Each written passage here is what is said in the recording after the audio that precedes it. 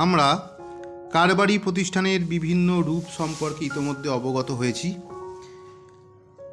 কারবারি প্রতিষ্ঠানের বিভিন্ন রূপগুলির মধ্যে অন্যতম একটি রূপ হচ্ছে অংশীদারি প্রতিষ্ঠান বা পার্টনারশিপ ফার্ম। পার্টনারশিপ ফার্মের ক্ষেত্রে যে লাভ বা লোকসান অর্জিত হয় তা অংশীদাররা বন্টন করে নেওয়ার জন্য profit and loss appropriation account প্রস্তুত করে। আজ আমরা এই অ্যাকাউন্ট প্রস্তুত করার ফরম্যাট এবং রুল সম্পর্কে জানব। কোনো একটি আর্থিক বছরে কারবারে প্রফিট অথবা লস অর্জিত হলে সোল প্রপার্টারশিপ বিজনেস বা এক মালিকানা কারবারের ক্ষেত্রে মালিক যেহেতু একজন থাকেন, সেই জন্য সেই লাভ বা লোকসান তিনি একাই গ্রহণ করেন এবং প্রফিট অ্যান্ড লস অ্যাকাউন্ট প্রস্তুত করেন। পার্টনারশিপ ফার্ম বা অংশীদারি প্রতিষ্ঠানের ক্ষেত্রে মালিক কিন্তু একজন নন, বরং একাধিক মালিক থাকেন এবং অংশীদারি প্রতিষ্ঠানে লাভ বা লোকসান অর্জিত হলে সেটি প্রফিট অ্যান্ড লস অ্যাপ্রোপ্রিয়েশন অ্যাকাউন্টের মাধ্যমে অংশীদাররা নিজেদের মধ্যে ভাগ করে নেন।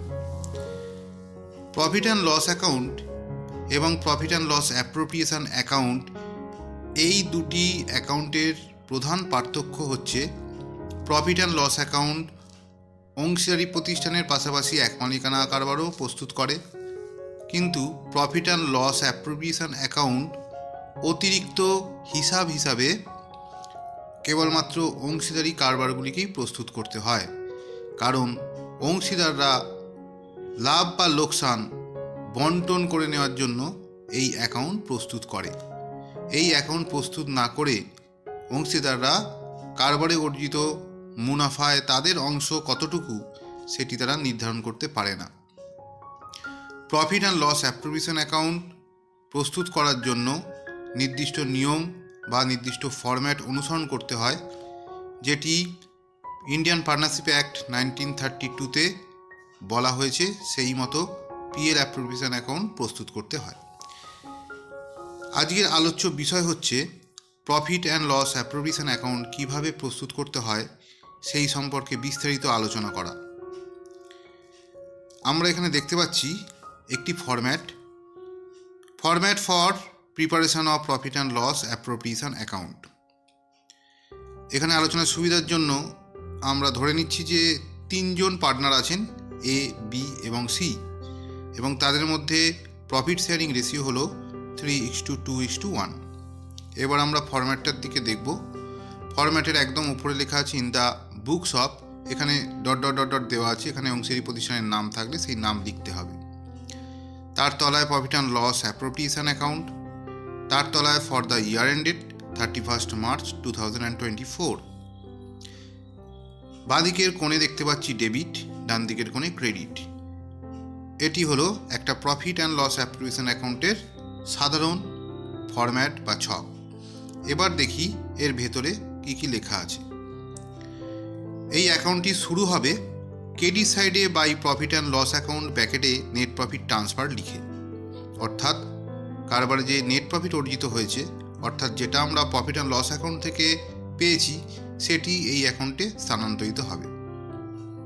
যদি লস হয় তাহলে ডেবিট দিকে লিখতে হবে to profit and loss account ব্র্যাকেটে নেট লস ট্রান্সফার।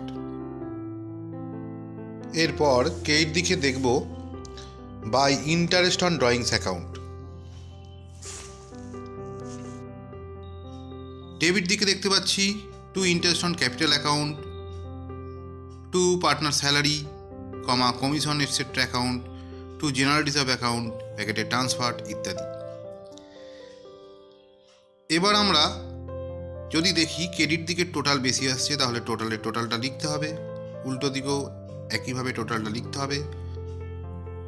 যেটা ডেবিট দিকে ব্যালেন্স আকারে বেরোবে সেটি টু পার্টনার্স ক্যাপিটাল স্ল্যাশ দিয়ে কারেন্ট অ্যাকাউন্টে ট্রান্সফার করতে হবে, নিচে লিখতে হবে এবিসি, অর্থাৎ এখানে প্রফিট অর্জিত হয়েছে, লস হলে সেটি ক্রেডিট দিকে লিখতে হবে। এবার আমরা rules regarding preparation of profit and loss appropriation account সম্পর্কে জানব। এখানে দেখতে পাচ্ছি profit and loss appropriation account প্রস্তুত করার জন্য বিভিন্ন রকম রুলস আছে। তার মধ্যে 1 নম্বরে আমরা দেখতে পাচ্ছি rules in absence of partnership agreement 2 নম্বর rules regarding interest on partners capital. 3 rules regarding interest on partners loan. 4 rules regarding interest on partners drawings. 5 rules regarding partners commission. 6 rules regarding partners rent. অর্থাৎ 6টি নিয়ম বা rules অনুসরণ করে আমাদের profit and loss appropriation account প্রস্তুত করতে হবে।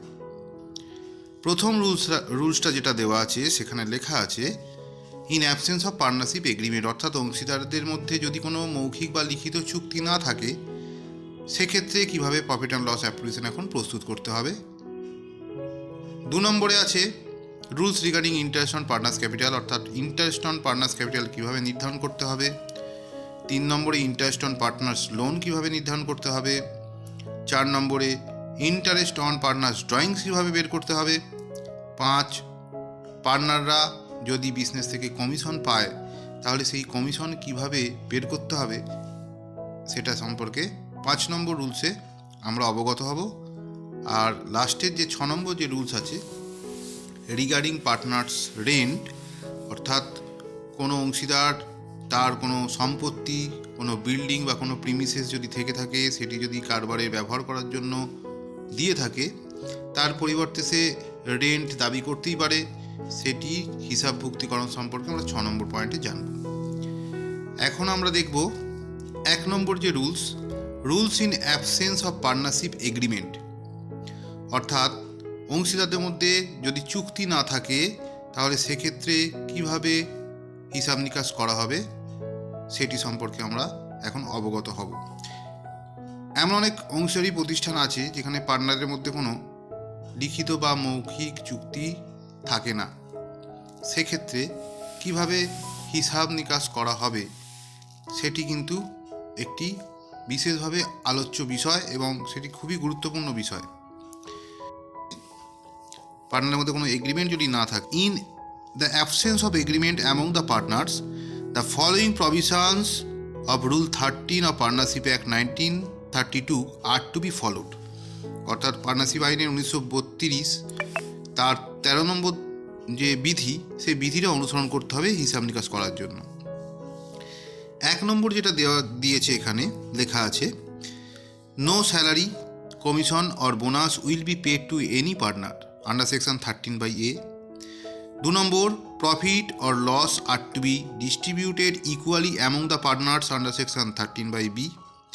Number 3, no interest is to be allowed on capital under section 13/C. Number 4, no interest is to be charged on drawings. Number 5, interest at the rate of 6% per annum is to be allowed on partners' loans and advance under section 13/D. আর 6 নম্বর যেটা no part of profits will be transferred to reserve fund, অর্থাৎ অংশীদারদের মধ্যে অংশীদারি চুক্তি না থাকলে 6টি বিধি অনুসরণ করতে হবে। এখন আমরা 2 নম্বর rules regarding interest on partners capital সম্পর্কে জানব। এখানে আমরা একটা টেবিল দেখতে পাচ্ছি যেখানে 4টি সিচুয়েশনের ক্ষেত্রে ইন্টারেস্ট অন পার্টনার্স ক্যাপিটাল নির্ধারণ করার বিভিন্ন রকম নিয়ম উল্লেখ করা আছে। তো প্রথম যে সিচুয়েশনটা সেটা হচ্ছে if there is no provision in partnership deed regarding interest on capital, সেক্ষেত্রে কোনো পার্টনার কোনো ইন্টারেস্ট অন ক্যাপিটাল পাবে না, no interest will be allowed on capital. 2 নম্বর if there is provision in partnership deed regarding interest on capital but whether the interest should be treated as charge against profit or charge against appropriation is not mentioned in the deed, সেক্ষেত্রে 3 রকম নিয়ম অনুসরণ করতে হবে। 3 নম্বর যেটা if it is mentioned in the deed that the interest on capital will be treated as charge against profit, সেক্ষেত্রে full interest will be given whether there is profit or loss in the business. 4 number if it is mentioned in the deed that the interest on capital will be treated as charge against appropriation. সেক্ষেত্রে দুটি আলাদা সিচুয়েশানে দুরকমভাবে interest on capital calculation করতে হবে। 1 নম্বর, if there is sufficient net profit, সেক্ষেত্রে full interest will be allowed, অর্থাৎ পর্যাপ্ত যদি নেট প্রফিট থাকে সেখান থেকে ইন্টারেস্ট অন ক্যাপিটালটা নির্ধারণ করে অংশীদারদের দেওয়া যেতেই পারে। এই নিয়মটা সেরকমই বলছে। 2 নম্বর নিয়ম বলছে if the net profit is insufficient, সেক্ষেত্রে interest will be given to the extent of net profit in the ratio of interest on capital. এবার আমরা 3 নম্বর যে রুলস, সেটা rules regarding interest on partners loan সম্পর্কে জানব। পার্টনারে যে লোন প্রোভাইড করে থাকে বিজনেসে, তো 1 নম্বর যে নিয়ম সেটা হচ্ছে if a partner provide loan to the farm he will get interest according to the term of agreement. কেউ লোন দিয়ে থাকলে যদি চুক্তি থাকে, চুক্তি অনুযায়ী সে সুদ পাবে। 2 নম্বর যে নিয়মটা উল্লেখ করা আছে, if there is no agreement among the partners regarding the rate of interest, interest is to be allowed at the rate of 6% according to Indian Partnership Act under section 13/D। তো এইখানে দেখতে পাচ্ছি যদি চুক্তি না থাকে তাহলে প্রত্যেক পার্টনার যে লোন প্রোভাইড করে থাকে সে 6% বাৎসরিক হারে সুদ পাবে। 3 নম্বর, interest on loan is a charge against profit, so it is to be charged to profit and loss account, not to profit and loss appropriation account। অর্থাৎ ইন্টারেস্ট লোন হচ্ছে প্রফিটের চার্জ, সেই জন্য প্রফিট অ্যান্ড লস অ্যাকাউন্টেই এটি আসবে, profit and loss appropriation অ্যাকাউন্টে interest loan আসবে না। Number 4, interest on partners loan should neither be credited to the partners capital account nor to the partners current account, it is should be credited to partners loan account because interest is entitled by the partner concerned by a lender not as a partner। এটার অর্থ হচ্ছে interest on capital যেটা, সেটা partners capital অ্যাকাউন্টেও আসবে না, partners current অ্যাকাউন্টে সেটি স্থানান্তরিত হবে না, এটি পার্টনার্স লোন অ্যাকাউন্টে অন্তর্ভুক্ত করতে হবে, অর্থাৎ স্থানান্তরিত করতে হবে। কারণ কোনো একজন পার্টনার কারবারে যে লোন দেয় সে একজন লেন্ডার বা লোনদাতা হিসাবে দেয়, কোনো পার্টনার হিসাবে লোন কিন্তু দেয় না। সুতরাং এখানে 4টে নিয়ম বলা হয়েছে। 4টে নিয়মের ক্ষেত্রে পরিস্থিতি অনুযায়ী যে কোনো একটি অনুসরণ করতে হবে। এবার আমরা পরবর্তী রুলসের দিকে লক্ষ্য করব। ইন্টারেস্ট অন পার্টনার্স লোনের পর আমরা দেখব 4 নম্বর rules regarding interest on partners drawings. এখানে দেখতে পাচ্ছি একটি টেবিল অনুযায়ী কোনো একজন পার্টনার 4 রকমভাবে ড্রয়িংস করতে পারে। 1 নম্বর, when the date of drawings is not given, drawings করেছে কিন্তু ডেট উল্লেখ করা নেই, সেক্ষেত্রে 6 মাসে সুদ ক্যালকুলেশন করতে হবে। 2 নম্বর, when the date of drawings is given, অর্থাৎ কোন তারিখে পার্টনার ড্রয়িংস করেছে সেটি উল্লেখ করা আছে, সেক্ষেত্রে যে তারিখে ড্রয়িংস করেছে সেই তারিখ থেকে বছরের শেষ তারিখ পর্যন্ত যত মাস হচ্ছে বা যতদিন হচ্ছে সেটি নির্ধারণ করে সুদ ক্যালকুলেশন করতে হবে। এখানে ডান দিকে এক্সাম্পলটা একটু লক্ষ্য করলে তোমরা বুঝতে পারবে। 3 নম্বর হচ্ছে monthly drawings of fixed amount, প্রত্যেক মাসে ড্রয়িংস করছে, মাসের শুরুতে করতে পারে পার্টনার ড্রয়িংস, মিডিলে করতে পারে অথবা শেষেও ড্রয়িংস করতে পারে। তো এইখানে দেখতে পাচ্ছ এখানে একটা ফ্যাক্টর দিয়ে মাল্টিপ্লাই করা হয়েছে, প্রথমে এটা 6.5/12, পরেরটা 6/12 এবং 3 নম্বরটা 5.5/12। এটা মাল্টিপ্লাইং ফ্যাক্টর, এই অনুযায়ী কিন্তু মাসের শুরুতে, মিডিলে এবং শেষে ড্রয়িংস করলে সুদ ক্যালকুলেশন করতে হয়। কোয়ার্টারলি ড্রয়িংসের ক্ষেত্রে একই নিয়ম, কিন্তু এখানে ফ্যাক্টরটা আলাদা। 7.5/12 কোয়ার্টারের প্রথমে, 6/12 কোয়ার্টারের মিডিলে, 4.5/12 কোয়ার্টারের শেষে। তো এটির ক্ষেত্রে এটি অনুসরণ করে যে সুদ ক্যালকুলেশন হচ্ছে সেটি হচ্ছে যথাক্রমে 375, 300 এবং 225। অর্থাৎ কোয়ার্টারের প্রথমের দিকে ড্রয়িংস যদি করে, প্রত্যেক কোয়ার্টারের শুরুতেই ড্রয়িংস যদি করে কোনো পার্টনার, তাহলে এখানে দেখতে পাচ্ছ এক্সাম্পলে 375 টাকা সুদ ক্যালকুলেশন করা হয়েছে, মিডিলে হলে 300 টাকা এবং এন্ডে হলে 225 টাকা। এখানে হিসাবটি টোটালি অ্যাজাম্পশনের উপর বেস করে করা হয়েছে। তোমরা যদি একটু লক্ষ্য করো বুঝতে পারবে। পরবর্তী যে রুলস, সেটিতে আমরা চলে যাব এখন। রুলস রিগার্ডিং পার্টনার্স কমিশন, অর্থাৎ কোনো পার্টনার যদি কমিশন পেয়ে থাকে সেক্ষেত্রে নিয়ম যেটা 1 নম্বর, when commission is allowed as a percentage of net profit before charging such commission. সেক্ষেত্রে নিয়ম কি? Partners commission equal to net profit before charging commission into rate of commission.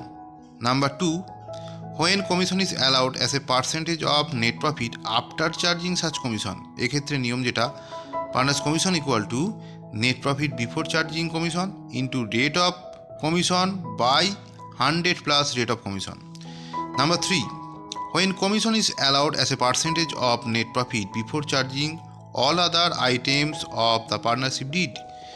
এক্ষেত্রে পার্টনার্স কমিশন বের করার নিয়ম হচ্ছে net profit after charging all other items of the partnership deed into rate of commission. Number 4, when commission is allowed as a percentage of net profit charging all other items of the partnership did and such commission. এক্ষেত্রে partners commission বের করতে হবে net profit after charging all other items of the partnership deed into rate of commission by 100 plus rate of commission. 5 নম্বর যেটা আছে, when commission is allowed as a percentage of on the turnover or sales, অর্থাৎ সেলসের ওপর percentage যদি বলা থাকে কমিশনের, সেক্ষেত্রে কমিশন কীভাবে বেরোবে? Turnover into rate of commission. 5খানা আলাদা আলাদা সিচুয়েশানে পার্টনার্স কমিশন বের করার নিয়ম এখানে উল্লেখ করা হলো। কোন ক্ষেত্রে কোন নিয়মটি প্রযোজ্য হবে সেটি অঙ্কটি পড়ে বুঝে তারপর সিদ্ধান্তে আসতে হবে। এরপর শেষ বা 6 নম্বর রুল সম্পর্কে আমরা জানব। Number 6, rules regarding partners rent. When a partner of a firm lets out his premises to the firm, he gets rent from the firm for the premises. Whether profit is earned or not in the business, it is compulsory for the firm to pay such rent. So the rent payable to partner is charged against profit. For this, such rent is debited to profit and loss account, not to profit and loss appropriation account. অর্থাৎ কোনো partner তার premises ভাড়া দেওয়ার জন্য যদি কোনো সুদ পেয়ে থাকে তাহলে সেটি পিএল অ্যাকাউন্টে আসবে, পিএল অ্যাপ্রিসিয়েশন অ্যাকাউন্টে ওটি আসবে না, কারণ রেন্ট হচ্ছে চার্জ এগেন্স্ট প্রফিট। তো এইখানেই সমাপ্ত হলো। আশা করি তোমাদের পিএল অ্যাপ্রিসিয়েশন অ্যাকাউন্ট সম্পর্কে যে ধারণা আগের থেকে অনেকখানি স্পষ্ট হয়েছে এবং অনেকখানি বুঝতে পেরেছ। পরবর্তী ভিডিওতে আমরা profit and loss appreciation account কীভাবে প্রস্তুত করতে হয় আমরা একটা বা একাধিক অঙ্ক করব, করে সেটা সলিউশন করব, করে বোঝার চেষ্টা করব। ভিডিওটি ভালো লেগে থাকলে অবশ্যই লাইক করবে, শেয়ার করবে এবং তোমরা কমেন্ট করবে অবশ্যই। পরবর্তী ভিডিও নিয়ে খুব শীঘ্রই ফিরে আসছি। ভালো থাকবে প্রত্যেকে।